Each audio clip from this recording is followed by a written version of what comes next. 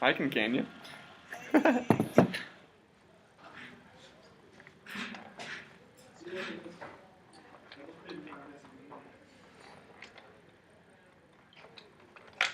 Huzzah! Hey Mitchell, we've done a lot of work since you last saw our video. We did a lot of assembly, a lot of clamping and gluing together. We did a lot of problem solving. We kind of noticed we did some miscut some pieces, so we kind of had to figure out what to do. And yeah, and we also decided to have a place for the ball to live in. Yeah, it's awesome.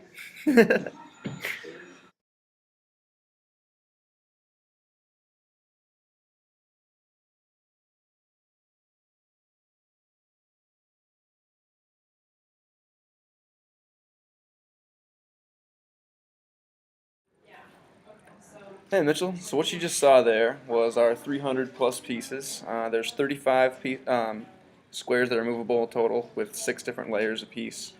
And it gets pretty crazy trying to glue them all together. What we did was just basically kind of split up the work. Axel worked on the bottom part of the tiles, and I worked on the upper lit tiles, so we could actually match them up and kind of get those grains aligned. And what else did we do? Well, when we finally decided that we were going to put them all together, we ran into a little problem because in AutoCAD, the line widths, the line doesn't have any weight. So when you push them all together, it's expecting everything to fit in perfectly, and because of human error or whatever, we're having trouble being able to slide them. So consistently, we're going to have to be able to go in with sandpaper or with an X-Acto knife so that we can mess with it. I think when we glue in, what caused these issues is that when we were gluing, we didn't actually glue them in exactly squares, so that's what's causing it to bind a little bit on some of the pieces. So it's just as Axel said, just a little bit of sanding, a little bit of cutting, chipping away with the knives, sands, and sandpaper, just detail work there. We're already seeing progression with that just every single day that we keep doing it, so it won't be a problem come the end. But right here, we'll show you our finished CanU. It's pretty sweet. Mostly finished. You can see it right now. It's got this glossy cover to it, but we're still debating whether we want to have that on it in the end. So right now it's made removable. This piece right here can slide off right here, and then you can come out like that. One bonus to being able to not have this glass on it is because it's tangible now, and you can actually grab in pieces like this. And you can feel the laser cut pieces. Yeah. And it's kind of cooler to be able to put your finger on it and handle it like that. So we're still debating whether we want it to be more presentable or like an actual play with toy.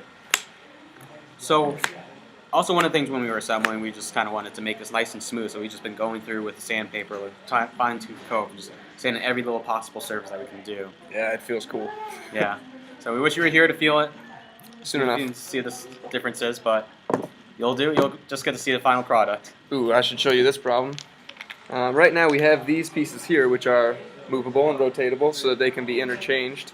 So right now obviously it wouldn't be able to go through the path. But these pieces are detachable at the moment. We're still trying to figure out what would be the best way. So right now we have a little bit of a test trial pieces right here. It's kind of like a stand table. And it would go in one of these pegs in the back. Yeah. So one thing we were noticing when we were doing this demo run is that this peg right here, or the dowel, needs to go in perfectly perpendicular.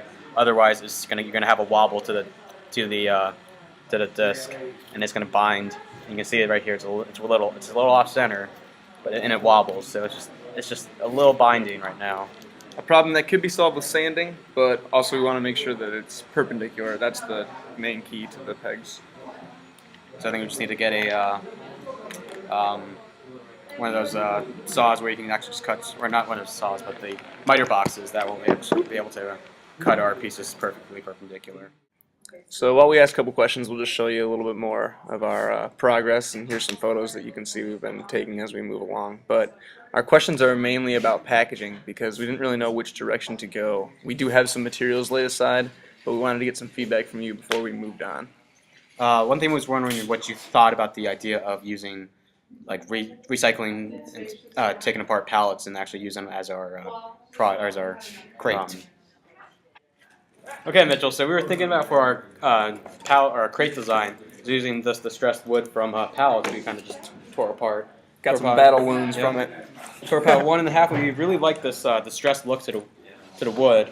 and it's kind of that whole weather and so yeah. And Axel has a little drawing of what we'll be thinking of.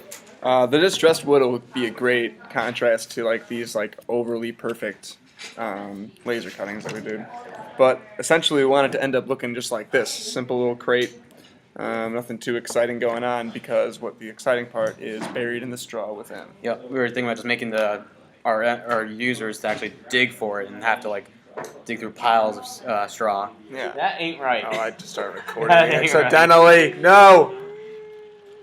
Oh my gosh, that looks cool. All right, Mitchell. Well, what we wanted to do is just get some feedback from you for the packaging before we could progress on that. But from now on until you come back, we'll just be working on the video and the problems that we said to you earlier. And then also during that time, we also need to work on the fitting issues, the sliding, and also obviously the packaging ideas. And yeah, I think the main thing is that we need to figure out the sliding issues right now and how to make it smooth, and also figure out the turntables. Yeah, we're feeling pretty good. We're proud, and we're excited to show it off to everybody. So, thanks, and we'll talk to you next week. Later.